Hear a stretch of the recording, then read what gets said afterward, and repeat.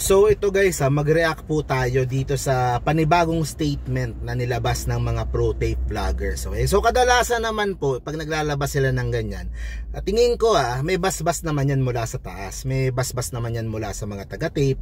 Either yung vlogger yung nagsulat o baka mga taga-tape mismo, tapos binabasa kanila, pinopost nila. So ito yung stand nila doon sa mga recent issues tungkol sa Itbulaga na awayan sa IPO.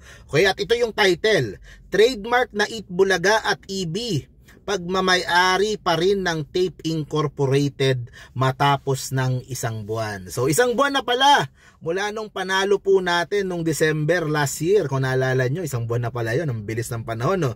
O maya-maya anniversary na, 45th anniversary na ng Itbulaga. So basahin po natin yung sinabi dito at tapos sagutin ko. Matapos ang isang buwang preliminary decision ng IPO Philippines Bureau of Legal Affairs Adjudication Officer ukol sa kanselasyon nito sa tape at pagbabasura ng objection for application ni Joey De Leon, malinaw sa database ng WIPO na Tape Incorporated pa rin ang pagmamay-ari ng trademarks na EB. Bakit nga ba hanggang ngayon kahit may preliminary decision na ang adjudication officer, tape pa rin ang may hawak ng ownership ng nasabing trademark? Una, yun ang kanilang strategy ngayon. Napansin ko, gagamitin nila yung word na preliminary para po doon sa desisyon nung adjudication officer, which for me is wrong. Mali po yun. Decision niya ng adjudication officer. Yan yung naging yun yung trabaho niya. Trabaho niya mag-decide sino ba ang tama, sino ang mali. Parang hindi natin nire-respeto yung adjudication officer. Una ko narinig yung word na adjudication sa MMDA. 'Di ba? Pag meron kang reklamo sa officer nila o maling huli, pupunta ka sa adjudication nila, doon kayo. Siya magsasabi, mali yung officer o ikaw yung mali o tama o bayaran mo tong multang ito. O ganun din yung mga iba't ibang mga ahensya, meron silang adjudication. LTO, meron yan. Sila yung nagde-decide kung ano yung desisyon ng adjudication officer. Siya yung nag-aral dito sa kaso, siya yung may say doon. Hindi mo pwedeng sabihin sa MMDA, sa adjudication officer, preliminary lang kayo, na para bang hindi mo nire-respeto yung desisyon niya. 'Di ba? Pwede mong i-apela yung desisyon niya, pero kailangan mong respetuhin ito at wag mong tinatawag ng mga salita na preliminary dahil trabaho nila yon. Trabaho ng adjudication na alamin kung sino ba ang tama. Yung hindi sa adjudication yung yung pagbasura dun sa nila, yung sa pag-oppose nila kay Joey De Leon. Yun naman kasi sa Bureau of Trademarks yun At yun naman, na-late sila ng pag-submit ng opposition, di ba? Nire-remind pa namin sila ni Attorney Buko noon na, oy, hindi pa kayo nagsasubmit ng ng opposition nyo. Doon nagtataka kami, parang ganun. So, iba naman yon, Bureau of Trademarks din yon. Kailangan din naman nating sumunod doon.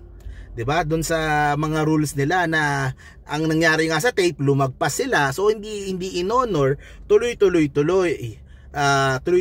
yung pagkuha tuloy ni Joey De Leon nung kanyang trademark para sa Itbulaga. At nagsalita pa yung adjudication officer. So okay na. So parang hindi nila nire-respeto yung desisyon ng adjudication officer by calling it preliminary. Pati yung Bureau of Trademarks, ganoon din. At ang pinagbabasihan nila ay yung sa website parate. Website pwedeng ma-late ng pag-upload yan, pwedeng mag-late ng, 'di ba, ng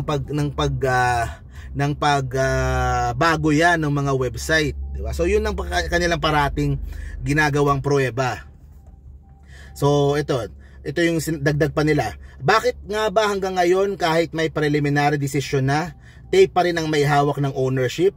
Dahil umiiral sa rules of procedure, lahat ng preliminary decisions ay maari pang iapila sa mas mataas na may katungkulan at maging sa Court of Appeals at Supreme Court. Matatandang ito rin ang pahayag ni Attorney Maggie. Yun, hindi rin tinatanggap bilang ebidensya yung sa Wikipedia. So mukhang naano sila doon sa post ko sa Wikipedia. Yung Wikipedia ko na post, nantitrip lang din ako noon. Alam ko naman na Wikipedia lang yan, na syempre hindi naman 100% yan. Ang punto ko doon sa Wikipedia ko na video, buti pa yung Wikipedia, kumbaga sumusunod doon sa naging ruling, sumusunod doon sa lumabas sa news na kinansela yung trademark ng tape 'Di ba? Buti pa yung Wikipedia, itong tape ayaw talaga, matigas ang ulo, ayaw. Yun lang yung punto ko doon sa video ng Wikipedia. No way ko sinasabi na 100% na kung ano yung nakalagay doon, yun yung tama. Ha? O sa English nga, iba din yung sa English, hindi pa nababago eh. Sa Tagalog pa lang yung ganun. Ayan. Ito. Sa makatuwid, tanging ang mga websites ng IPO lamang ang may hawak ng lahat ng legal na basehan sa pagmamay-ari ng trademarks at copyright sa buong mundo. Bakit website? Hindi po doon sa aktual na opisina, sa aktual na mga tao. Yung pong WIPO, nakabase lang din yan kung ano yung desisyon ng mga tao doon sa IPO. Hindi sila ang magdidikta sa atin. Tayo ang magsasabi sa kanila. Kung late nila nakuha, kung hindi na, di ba, problemahin pa ba natin yun kung ano yung nakalagay sa website? Ito, nagsalita na yung adjudication officer na kumbaga dina-downplay nila at hindi nila nire-respeto. So yun yung buong punto natin dito. Ayon din sa umiiral na batas ng WIPO, ang unang nagparehistro at gumamit for commercial use at services gaya ng tape ang siya ring tunay at lehitimong nagmamay-ari ng trademark. Ito, nagsalita na din yung IPO dito. Hindi porket ikaw yung unang nagrehistro, kung nirehistro mo in bad faith or may niloko ka, 'di ba? Hindi doesn't mean na sayo 'yan, 'di ba? So hindi din yung first use. Yun namang sinasabi dito na first to file pala. So yung first use naman, si Joey De Leon nasa Itbulaga na unang araw pa lang, kasama na siya diyan. So ginagamit na niya 'yan. 'Di ba? Hindi naman porket ikaw yung kunyari kung ikaw yung trademark owner, it's not necessarily naman na ikaw yung producer. Minsan, kunyari example, magkakaroon ng Models of Manila the movie. For example, artista ako. O pumayag ako, may producer kami. Magpo-produce ng movie, ako yung artista, kasama ako. May bayad ako bilang artista. Pero it doesn't mean na sa kanya na mapupunta yung Models of Manila na trademark kasi naka-register sa akin. Pinapayagan ko lang siya na gamitin yung Models of Manila. Kasama pa rin ako dun sa movie, kasama pa rin ako dun sa content, 'di ba? Pero pinapayagan ko lang siya na gamitin yung aking trademark. Ang problema nga noong 1979, walang mga kontrata. Kaya magulo. Kaya akala nila sa kanila. So ito, sa umiiral din ng batas ng WIPO, hindi automatic kung ang creator ang pwedeng mag-claim ng ownership, lalo na kung hindi siya ang unang gumamit at nagparehistro nito for commercial use at services. Pero unang araw pa lang nandun na nga si Joey. Sa umiiral na batas ng WIPO, ang salitang creator ay ginagamit sa isang copyrighted materials. WIPO sila ng WIPO ang masusunod dyan, IPO Philippines. Susunod lang yung ibang bansa. Hindi naman pwedeng utusan yung IPO natin ng WIPO ng ibang bansa. Wala pong ganun. Kung ano yung desisyon dito sa atin, yun ang masusunod. Hindi turo sila ng turo sa WIPO, international yan. IPO Philippines po ang masusunod dyan.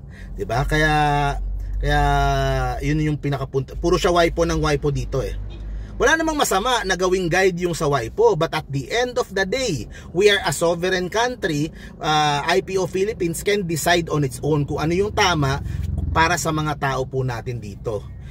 So, syempre, ano din siya kung ano yung sa ibang bansa, pero at the end of the day, siya pa rin yung magde-decide para sa paggamit dito sa Pilipinas. Ayan. Sa umiiral ding batas ng WIPO, ginagarantiya nito ang proteksyon sa mga kumpanyang unang nagrehistro at gumamit ng isang trademark sa goods at commercial use. Ayan, kung hindi siya gumagamit for goods or commercial use at lalo na kung hindi siya ang unang nagrehistro regardless of classification, ang sabi. Hindi, yun nga, sinabi na nga po natin, WIPO, IPO Philippines ang masusunod sa Pilipinas. 'Di ba? Kung hindi ko sure kung tama tong sinasabi niya eh. Hindi ko pa naman nababasa yan eh. Pero ang bottom line dito, kung ano yung desisyon ng IPO, yun ang masusunod. WIPO, may coordination sila, but at the end of the day, IPO ang magde-decide dito. Ayan, ito pa yung huli niya. Labag din sa batas ang pagpaparatang sa tape ink at mga production nito bilang isang peke o falsificator. So bawal daw na tawagin silang peke at falsificator. Okay, so yan yung kanilang mga posts. And in-explain ko na kung ano yung sa tingin ko. Para sa akin, kailangan nating respetuhin yung pong desisyon ng adjudication. Pwede nating iapila, Pero sumunod muna tayo, yun yung desisyon eh. 'Di ba? Kahit anong adjudication niya, kahit anong ahensya, ganun yun, 'di ba? Pwede mong i-apila, pero kailangan mong sumunod muna. O, tapos yung sa WIPO, sa website, hindi mo pwedeng pagbasihan. Yung IPO Philippines pa rin po ang nasusunod para sa Pilipinas. Ayan yung WIPO, syempre katulong yan ng IPO Philippines, pero para sa jurisdiction ng Pilipinas, IPO Philippines ang masusukuan. Ano ang sabihin nila, yun po ang batas dito. Hindi pwedeng utusan yung IPO Philippines ng mga international o kung ano mang ano. So kailangan nilang kung ano yung decision po nila, yun po ang mangyayari po para sa ating bansa. Okay, so para sa paggamit dito ng trademark. So yun guys, thank you very much po. Tuloy-tuloy lang po yung coverage po natin. Please subscribe dito sa Models of Manila FM, sa ating bagong FB page. Dito na tayo nagla-live. Thank you very much po. See you po sa next video po natin. Bye-bye.